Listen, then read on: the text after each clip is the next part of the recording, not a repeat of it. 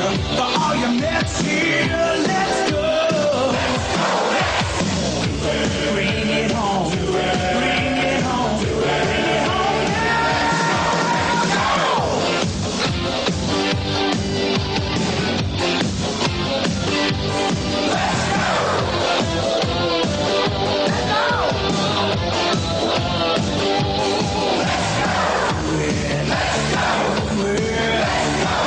Make it happen.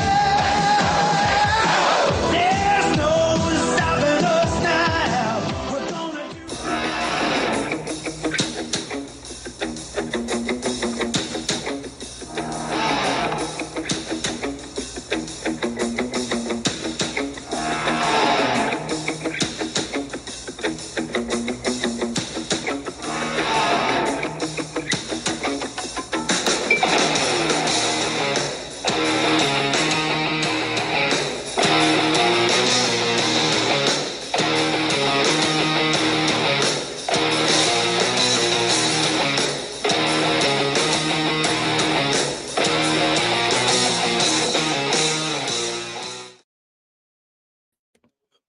What's up, Mets fans? Welcome back to another Mets Talk Live right here on the channel. Hopefully, everybody is enjoying their early part of their Labor Day.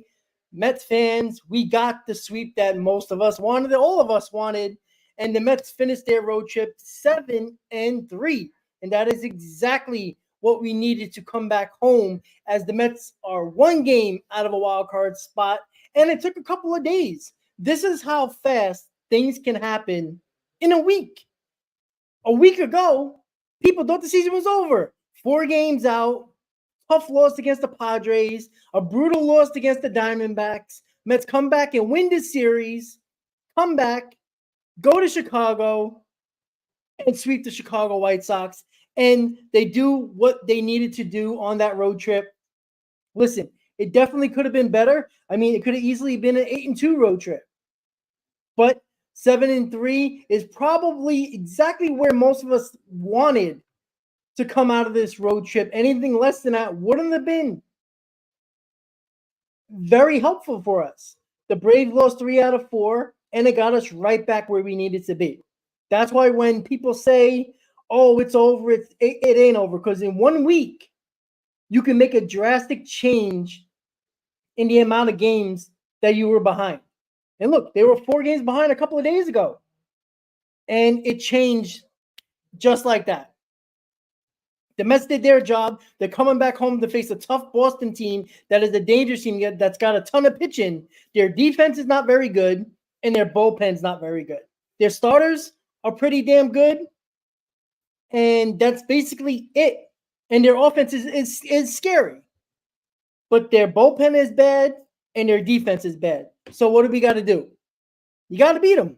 It's very simple, right? I don't want to hear this nonsense from my fans. We got to sweep them. We got to win the series. Very simple, right?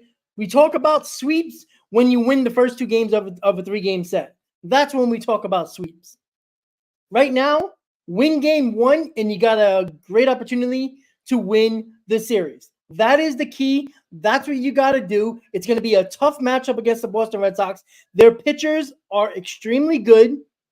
Hope, Crawford, Bello, that's the 3 guys that we're facing. It's not going to be an easy series. We do got Peterson. We do got Severino. You know, Tyler McGill could be a hit or miss, but you do got Severino. You do got David Peterson. 2 out of your 3 top pitchers.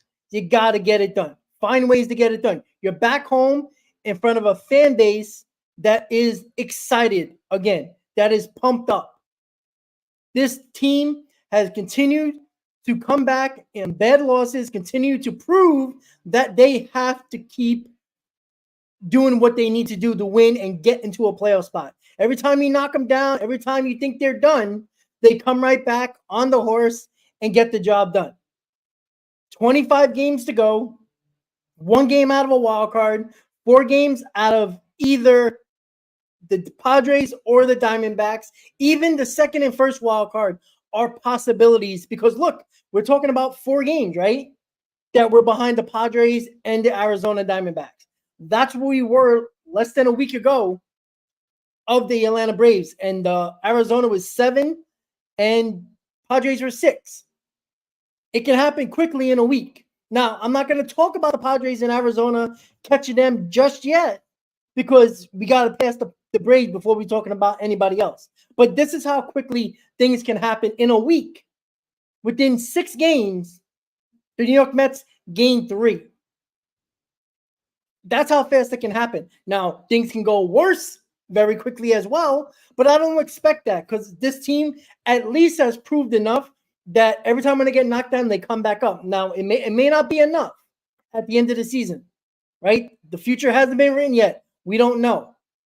But I told you yesterday, I feel confident in this team. This team's going to make the playoffs. I made that declaration yesterday. I said the New York Mets are going to make the playoffs.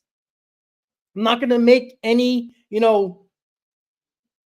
declaration saying they're going to be a run in them in the playoffs. I'm not going to do all that because the way the playoffs work now, just get in and anything can happen.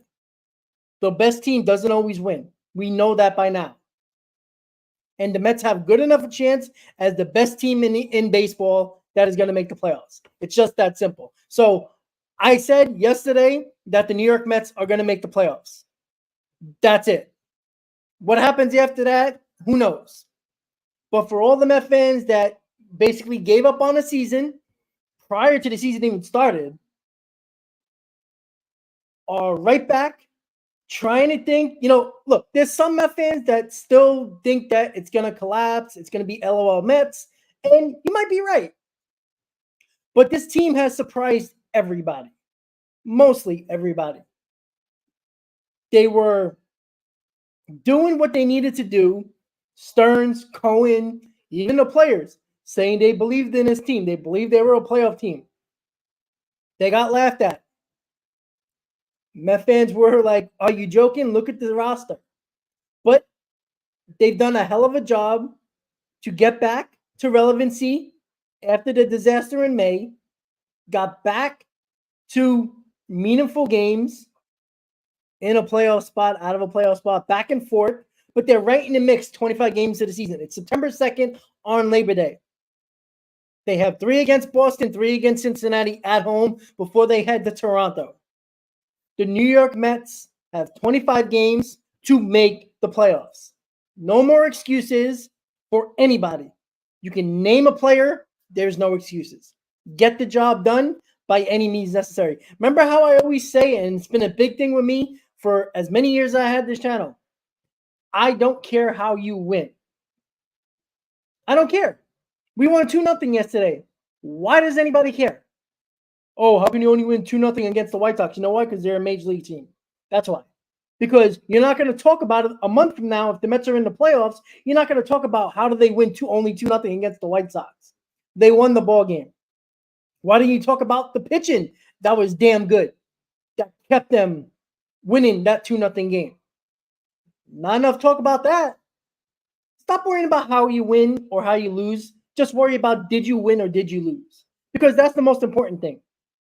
I can give you a date, June 12th. Did the Mets win or lose? That's all you should care about. Who cares how they won or lost? Doesn't matter. The fact of the matter is go into every game finding ways to win. The Mets won pitching yesterday. They won with pitching yesterday. Mania pitched his ass off. The bullpen hit him and did his job. And they won a ball game. They swept the series. They swept the team they should sweep. And they had a 7-3 road trip out of the 10 games. Wonderful. That's exactly what we needed. We needed 7-3 or better on this road trip to put some pressure on the Braves, on the Padres, on the Diamondbacks. And you know what? To make the fans start to believe again that this team is actually good enough to make the playoffs. Because they are good enough. You can't tell me they're that much worse than the Braves or they're not better than the Diamondbacks or the Padres. Oh, by the way, they did win the season series from both of those teams that everybody claims are better than us. And then the 3-game series against Atlanta at the end of the season will really determine if we have the – because, again, guys, this is going to be huge. That series, not only do you have to win, but it could determine if you are tied for that wild card spot, to have the tiebreaker. Now, I do got to check what how many games the Mets won or lost against the Braves. If somebody has that, please type it in the chat and we'll bring it up. But I'm assuming it's very close. I'm assuming if it's not tied right now, it's somebody's up one or somebody's down one. So the 3 games is probably going to determine a tiebreaker, and obviously you're going to gain games against that team. D, I'm definitely enjoying this day off. We got a game tonight against Boston. Right, we got Luis Severino on the mound. Brian Bello is on the mound for the Red Sox. It's going to be a tough series. They're fighting for a wild card. They're 3.5 games out of a wild card spot. They got to get their act back together again. They're fighting for it. They were in a playoff spot about a week ago, and now they're 3.5 games out. So it can happen quickly, guys. But they got to continue to play well. And they are 5-5. Okay, Daniel, perfect. They're 5-5. So again, those last 3 games are going to determine who wins the season series.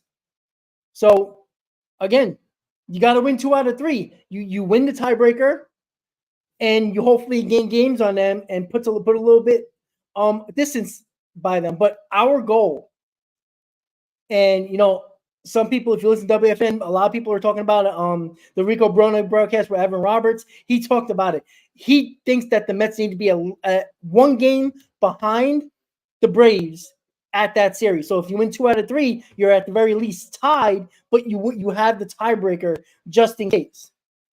On top of that, in my opinion, I think you can be, I think you have to be 1 game as well, either behind, ahead, or tied by the time you get to that series, because it's all going to determine, that series is really going to determine, all right, where are we before the last series of the year? We played the Brewers, the last series of the year. And guess what, guys? That might be the team we face in the playoffs if we're in the third wild card, because they're the 3rd best team. If I'm not mistaken, I think they're the 3rd best team in the National League, right? I think it's the Phillies, the Dodgers, and then the Brewers. So we'll be facing them, and that game's going to most likely matter for us, and they might be resting their starters because they already got the division probably in hand with a 10-game lead right now. So the most important thing is to get to that point, to the Atlanta Braves series, either ahead, tied, or just right behind them. No more than a game. If you do that, there's no excuse, right? The games are in their hands. They win, they're basically in. They lose, they're basically out, right? Do I like Sevy today? Sevy have been struggling, right? But I've questioned Severino a couple of times when he wasn't going well, and he proved me wrong again. So why am I going to not give Severino the benefit of the doubt this year when he's had a couple of games where, like the innings were getting higher and higher. He kind of, struggled a little bit, but I think he's finding himself. His last start, he started to find himself a little bit more. And he's back home. The crowd's going to be there. And I think he's going to pitch well. Now, again, this is a very good offense from the Boston Red Sox. They pitch well and they hit well. Their bullpen struggles and their defense is not good. So what's the key to the game for the New York Mets, guys? It's very simple. 1, don't strike out. Put the ball in play. Let the defense make mistakes. I preach this all the time. That people that bitch and moan about average and bitch that they don't care about strikeouts. Nonsense. Put the ball in play and let the defense make the mistakes. Let them make the play. They're not very good defensively. You got to work the counts with these starters. They're very good. You saw what the Mets did. I know Crochet was taken out, but after he was taken out, they did what they needed to do to score a couple of runs to get a lead yesterday. Right? It wasn't looking good against Crochet. We basically, Lindor hit that home run against them, but look, gotta get that pitch count up. You gotta let them work. Get that pitch count up. Get them out of the game. Get to that bullpen that has not been good for the Red Sox. That's what you gotta do. Put the ball in play. Let the defense make the plays. Let them make mistakes. They can't make mistakes if you don't give them an opportunity to make mistakes. Do that. And I feel confident they're going to win the series. Right? Don't go into this talking about a sweep. 2 out of 3. We all want a sweep, but don't talk about a sweep until you win the first 2 games of a series. Then we can talk about it. And Daniel's right. You got to win game number 1. Game number 1 gives you 2 opportunities to win the series. And it also gives you an opportunity to go into game 2. If you take game 2, now we can talk about a sweep. But go into this game, working the count, and this is for every game of this series. It's very simple for this series. They got really good starters that can shut you down. But even if they do shut you down for 5, maybe 6 innings, you're hoping 5 innings, maybe even less, work their pitch count, get it up there, and get into their bullpen. That's the key to this series. Put the ball in play. Let their defense make mistakes. When it comes to the pitchers, Severino, he's got to locate his fastball. His fastball is nasty. His fastball is a situation where a lot of the batters can't catch up to it. But when he doesn't throw his fastball for strikes, they're not going to be looking for that fastball. They're going to be looking for the breaking ball. It's going to speed up their bat. So he's got to throw strikes with that fastball. He's got to have pinpoint control with that fastball, work the corners, and use one of your breaking pitches or off-speed pitches as your put-away pitch. That's the key for Severino. With David Peterson, just continue to do what you've been doing. You've been one of our most consistent pitchers since you came back from your hip surgery. Minaya and him has been our best pitchers. David Peterson's got to do his job. Do what he's been doing, and I'm pretty confident we're going to win that game. Now, Tyler McGill, on the other hand, what you hope is that he doesn't blow up. Right? Can you give me 5 innings, 2 or 3 runs? I take that from Tyler McGill. But don't let the game get out of hand, and then the Mets got to, get a 5 or 6 run deficit that they have to come back from. The Mets aren't very good at doing that. So, yeah, D, I understand. The Mets do have the 3rd toughest schedule in baseball. But they've played well against good teams, as we have seen. They've played well against good teams. That's it. I don't care. The Braves have a weaker schedule. So what? If you take care of business, and I talked about this, right? 25 games to go, right? If the Mets go 13-12, that is 86 wins.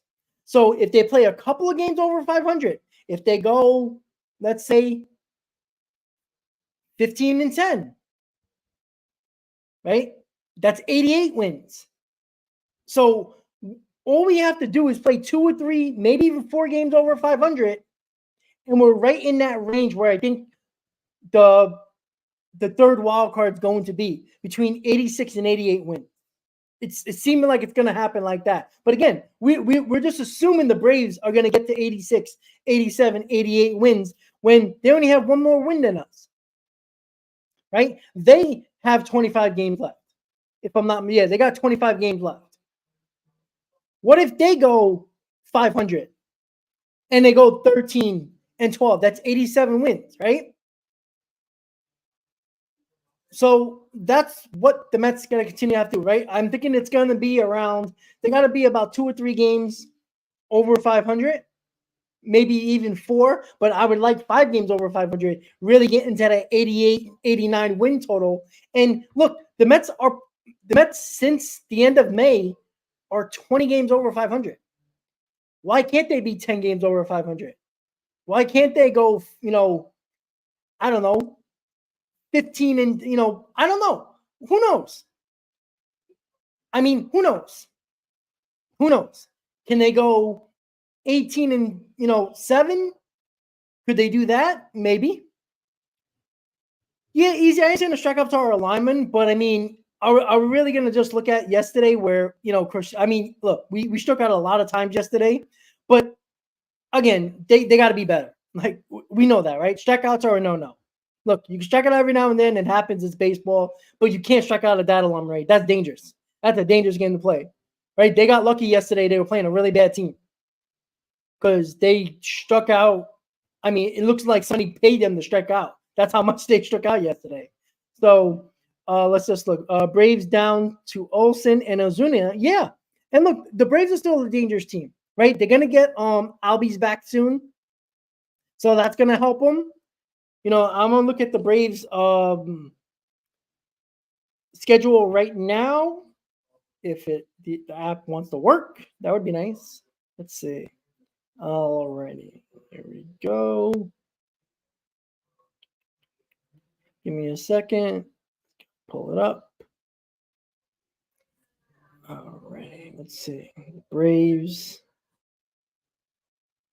Let's see. They're playing the Rockies, so that's not really gonna be good for us.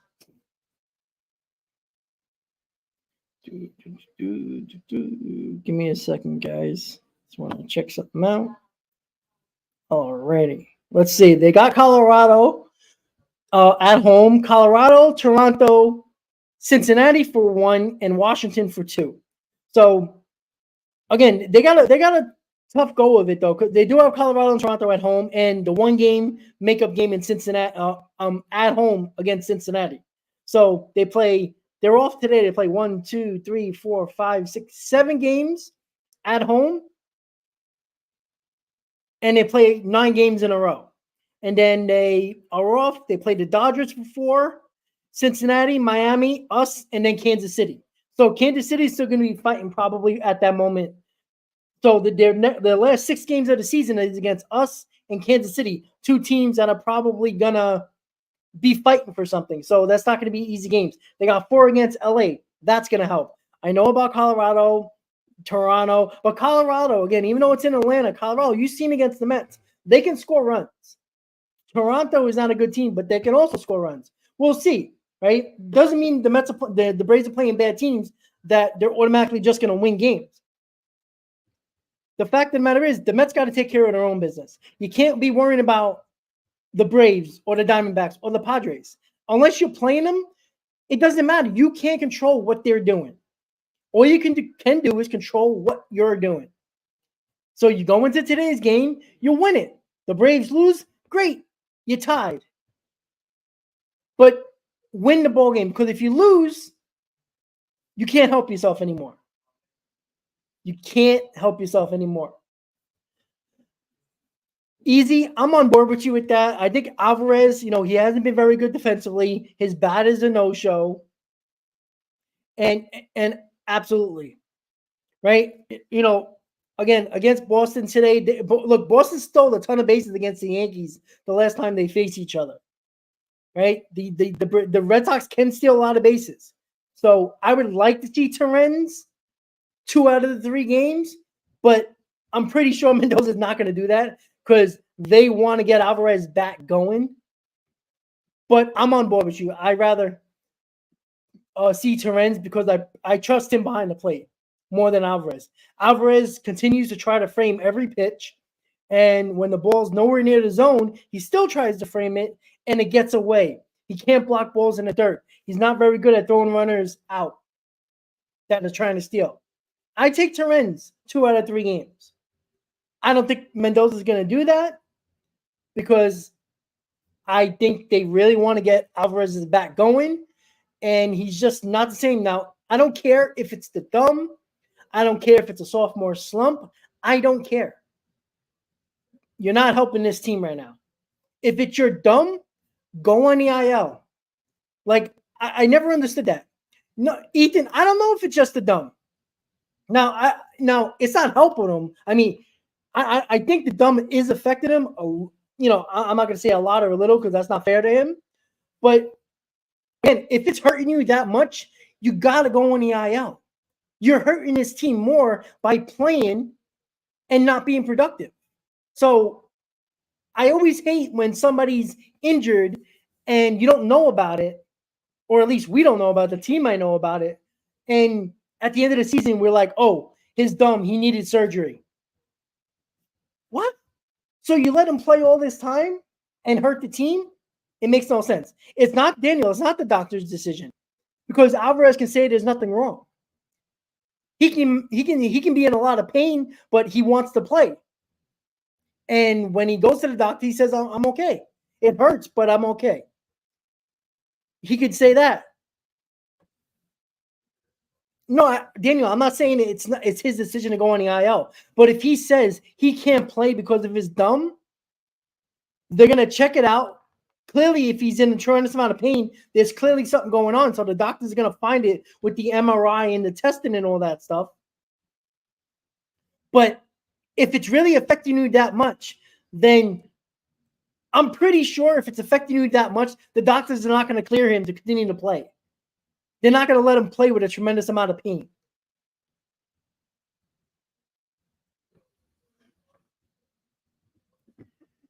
Yeah, I understand that, Frolik, but Eric, you got to understand, Alvarez hasn't done a lot defensively or offensively to have that record. So that record, just because he's in the lineup, I can tell you Pete Alonso being in the lineup is 50 and 29 during that same amount of time Alvarez is.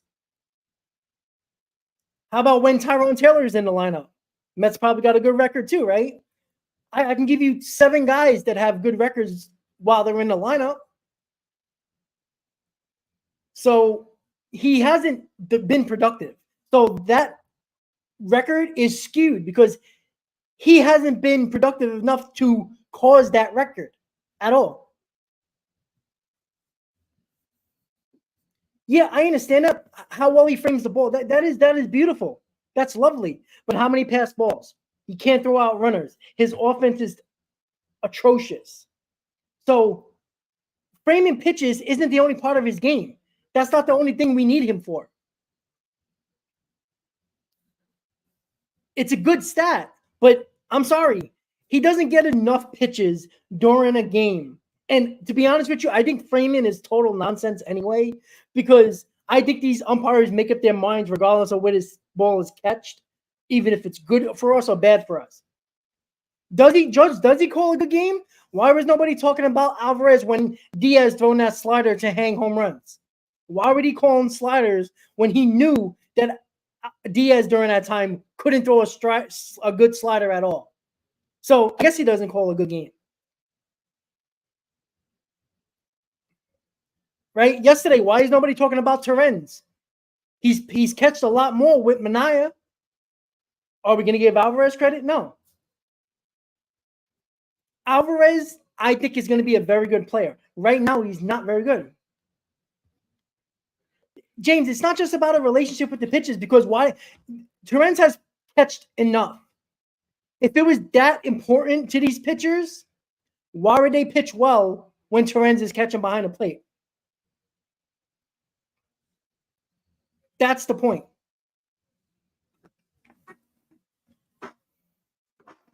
Yeah, but again, just having him in, if he's not productive, and I'm sorry, framing pitches is not enough for being productive to win us ball games. I'm sorry about that. I'm sorry. He doesn't throw out runners well. He can't block balls in the dirt because he's always worrying about framing every single pitch. There was a ball that bounced in front of the plate. He tried to frame. Why are you framing it? There was a guy on base. It got by him, and the guy moved to the next base. You can't do that. And his bat hasn't been good. There's no power from him at all. His average is dipping by the day. Now, I did like that his average was much higher than last year. Now, I would take a little less average for more power, but now his average is dipping with no power. No, James, I agree with that. I understand that. But you can't tell me that you're going to give me a record based on when Alvarez in the game. But look at all the games that Alvarez has played. Give me another player that has the same record while he plays. Like, we can just say that, but he hasn't been productive offensively or enough defensively to tell me that that record matters. Just because he's in a lineup, he goes 0 for 4. How is that productive? It isn't. His defense has taken a major step forward. Pitch framing isn't the only part of catching. We should all know that. Yeah, I love Alvarez too. I want this kid to be great. But you can't have 5 home runs or 6 home runs and tell me he that record matters, because it doesn't. It's very frustrating. He needs to be better. Now, again, if it's the thumb, stop playing. Go tell the doctors, or stop lying to the doctors. Tell them that it's hurting. Let them put you on the IL. See if the rest can help. And you got a guy in Torrens that you know at the very least is going to be dynamite behind the plate. Because let's be honest, it's not like Alvarez has been doing that much more than Torrens offensively. So give me the better defensive catcher. Because I can tell you that a better defensive catcher is going to win you more games than a guy that can pitch frame a little bit better. Because I don't care what any stat says when it comes, or analytical nonsense that they tell me about pitch framing, right? It has hurt catchers more than it has helped. You can't tell me that pitch framing has helped Alvarez, because that's all they wanted to do. He frames every pitch. The ball can be bouncing in the dirt. He'll frame the pitch. Why? Especially with men on base. Get in front of it. Put your body in front of it. He doesn't do that. He backhands everything. No, but you know what defense is? Throwing out runners, blocking balls in the dirt. He doesn't do that very well. That is a hell of a lot to deal with a catcher. Pitch framing. Can you call it defense? Yeah, sure. But how many? 5 in a game? Maybe.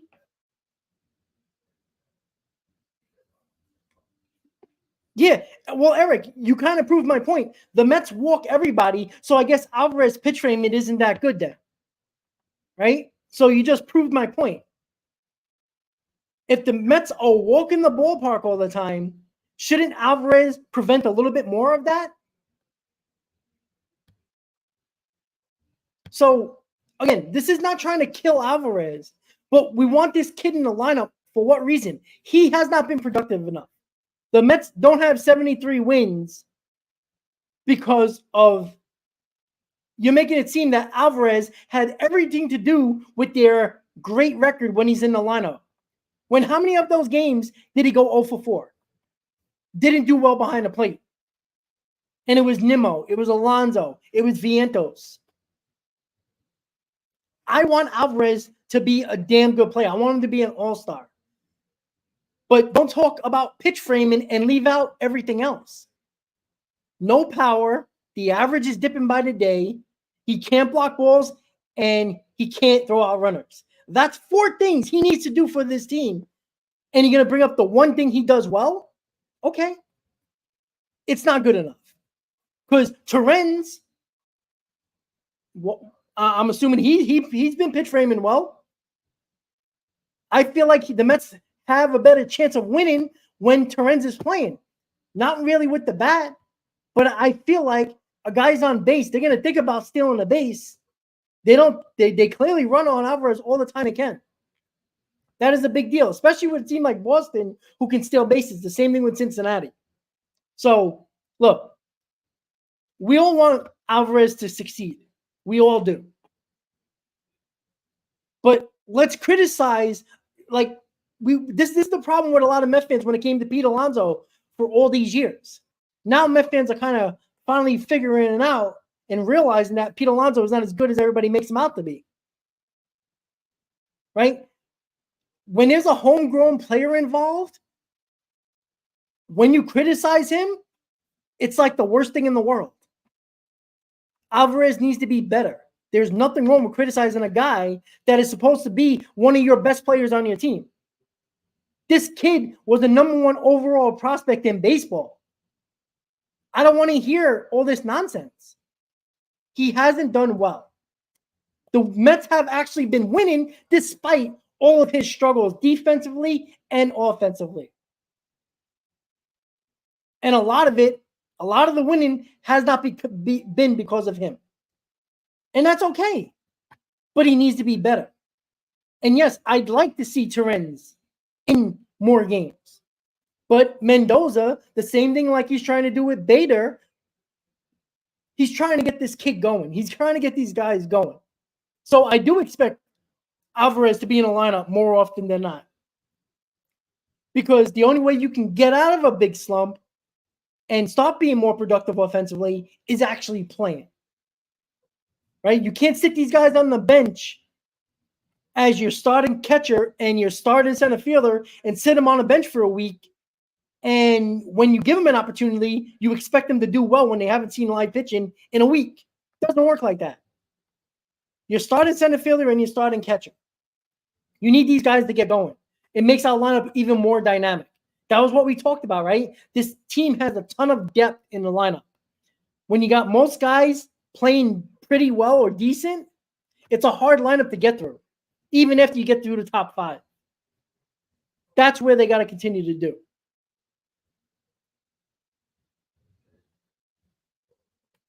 All right, guys, I'm just checking the comments really quick. I'm going to spend another 10 minutes or so talking about the game as well.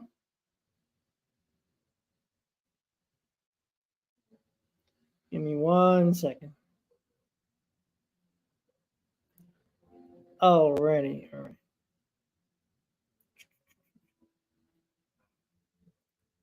All right. All right, I'm just checking the comments, guys. Give me a second.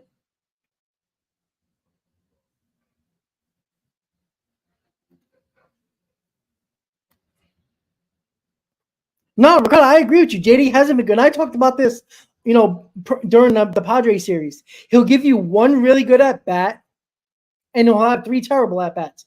But that one at bat will be productive. It's a weird situation with JD Martinez. I don't even know what to think about it. But he'll give you one at bat that is productive. If it's getting the hit, getting an RBI, hitting the ball over the wall, he'll get one really productive at bat that helps the team, but his remainder at bats are just terrible. And look, he needs to be better as well. Right? He definitely needs to be better. Right? And we could talk about a lot. Like, look, we went 7-3 against a pretty damn good amount of teams, except for the White Sox. Like, that road trip was supposed to be the end of us, right? That's all we were talking about before this road trip. Well, this is do or die for them. Well, they put themselves in a position better than what they were prior to the road trip. A game out of a wild card. 4 games out of the second and first wild card with the Padres and the Arizona Diamondbacks. And why I'm talking about those 2 teams is because the Diamondbacks, the Padres, and the Dodgers. What do they all have in common? They're in the same division. What else do they have in common? They still got to play each other. So what does that mean? The Mets can gain ground on these teams when they beat up on each other, not just the Braves. So that's why it's like if there was one team in the Central, one team in the West, and one team in the East, I wouldn't be talking about the first and second wild card because you need a lot of things to happen. But when you got Arizona and San Diego facing each other, somebody's got to lose. So if you win, you're gaining on somebody. So that's why it's more of a possibility that the Mets doesn't just have the third wild card at their reach. They have the second and first because these teams are going to beat up on each other in the West. That's great. That's a good sign for us, right? We don't face the Dodgers, the Padres, Arizona anymore. That sucks. But okay, but again, Daniel, that's still 3 more times, right? Now, what you would want in that case is one of them to sweep the other. Because even if you don't sweep a series and you take 2 out of 3, as the Mets should, and somebody sweeps, guess what? You're gaining 2 games from those teams. And on top of that, you stick around with the team that swept that other team, and you get that much more closer.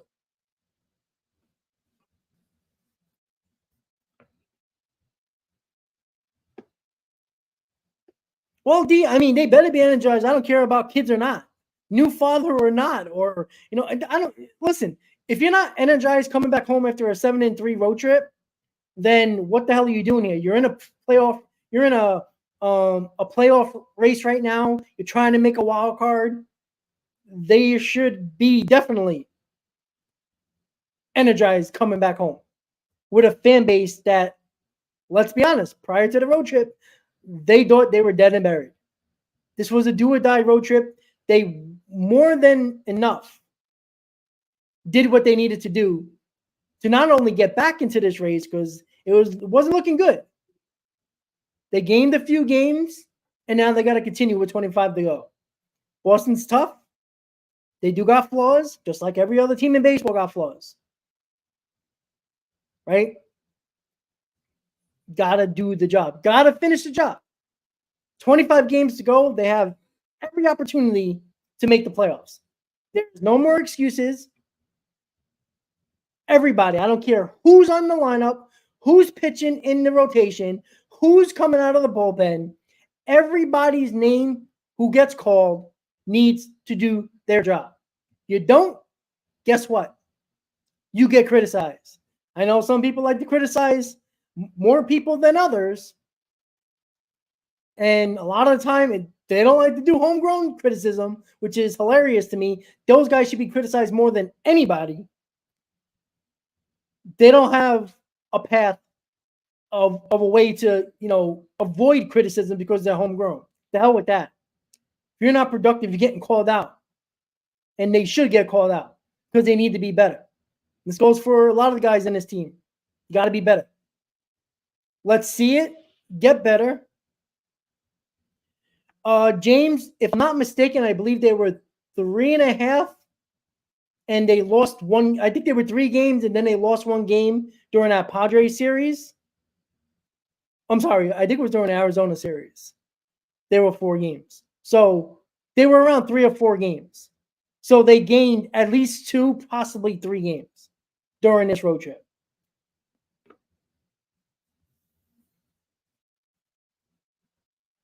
Yeah, I understand that, Ricardo. But again, are you gonna play? You're not gonna play these guys. These are the guys that are going to be playing in playoff game number 1. If you make it, these guys are gonna be in a lineup. Do you want them not playing enough and not getting better and figuring out what's their issue?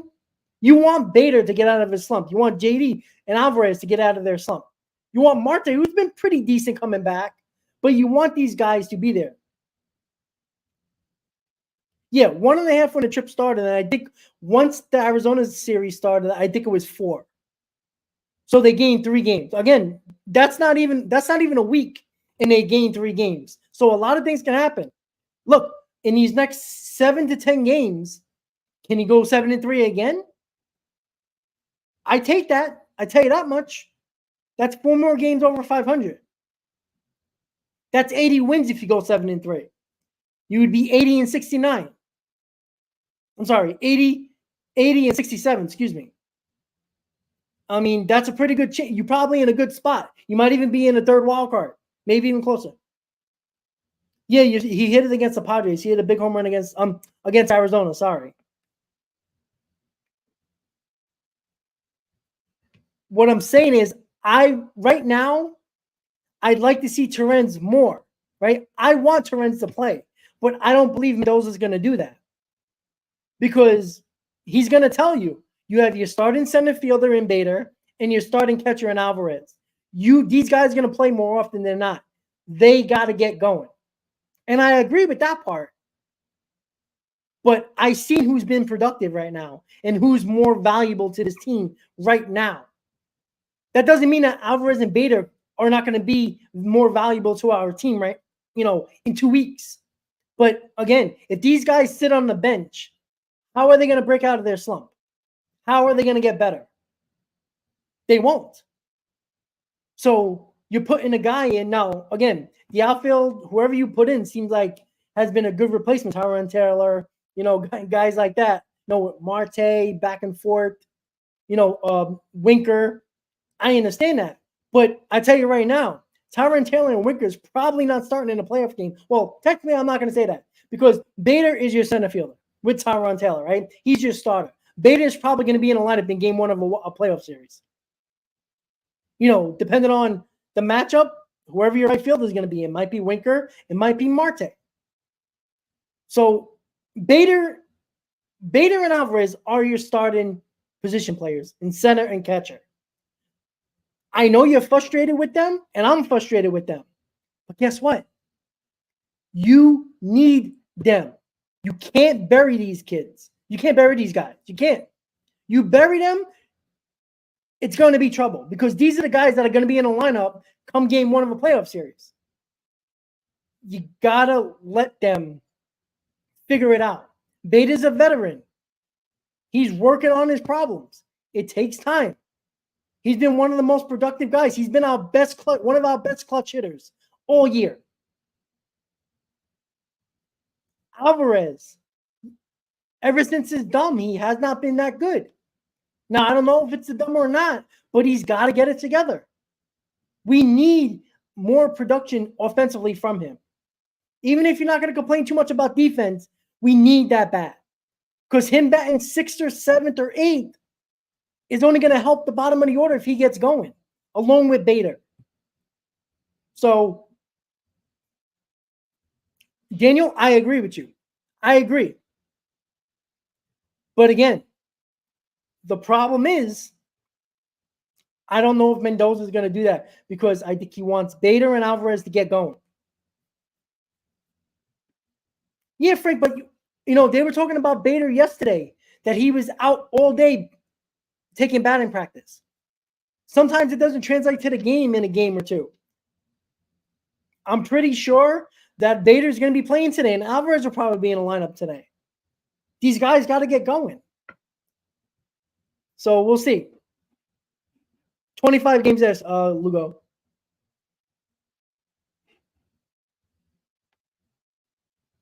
Yeah, I know. Marte scares me defensively.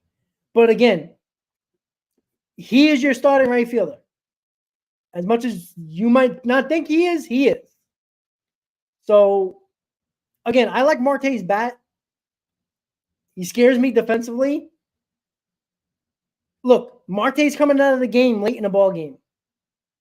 If you don't want Beta in center field, he's coming in for defensive purposes. 6th or 7th inning, maybe even 8th inning. So you're going to have a lot of moving parts later in ball games when you have a lead. You're going to have better defensive guys. Well, Daniel, why am I questioning Mendoza? Mendoza's had a good year. He's had questionable decisions, absolutely, mostly with the bullpen. But I'm trusting Mendoza because he was the one that put Lindor in the leadoff spot. He was the one that has turned Lindor's season around, putting them in the leadoff spot. He moved Nimmo out of that third spot, put him back in the second. Moved Alonso around, moved Martinez around. It worked.